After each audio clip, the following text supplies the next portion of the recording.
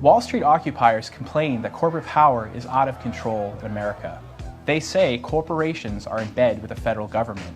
America suffers from rampant, runaway corporatism and crony capitalism. So, how can we fix this problem? How can we make the economic playing field more fair? Well, it's tempting to think there's an easy solution. All we need to do is increase government's power to control and police corporations and the economy. The thinking is that government, unlike corporations, is accountable to the people. But that solution might be the very thing causing the problem. When you give government the power to pick winners and losers in the economy, the rich and well-connected will be the winners. Here are 2 reasons why. First, the power to regulate the economy is the same thing as the power to distribute favors. This is because when government agencies have the power to regulate industries, grant subsidies, or otherwise control the rules of the economic game, their decisions have huge financial repercussions on the groups involved. So corporations have a massive incentive to try to influence how that power gets used. The more the corporation has at stake, the more it will spend to gain control through lobbying, campaign contributions, political appointments, and other means.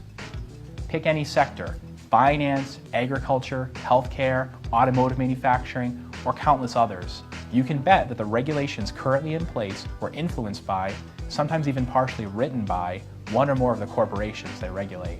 Second, regulations hurt small businesses more than they hurt big businesses. So more regulations means we end up with more big businesses.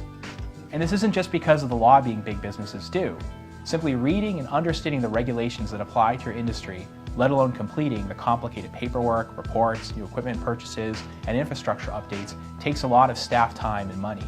Large, established companies can more easily hire staff to focus solely on compliance and pay for necessary upgrades and other costs, while many small businesses can't afford to do any of these things, meaning they have to close, they limit expansion, or they never start up in the first place. The Small Business Administration, a government agency, estimates that it costs a small business with 20 or fewer employees around 40% more to comply with government regulations than it costs a large company with 500 or more employees. So, extensive government regulation, by its very nature, encourages the success of larger and larger companies, while hurting existing small businesses and discouraging the start of new ones. These are just a couple of the ways in which the current collusion between corporations and government is a result of government power. It may seem paradoxical, but if we reduce government power over the economy, then corporations will have less power to compete for, fewer privileges to seek, fewer subsidies to enjoy, and no agencies to capture. There will be a more level playing field for large and small firms alike. Cronyism and corporatism are like runaway fires. In important ways, government power over the market just throws more fuel on the fire. If we want to kill the fire, we need to cut the fuel. Still have questions? Try clicking on one of our other videos.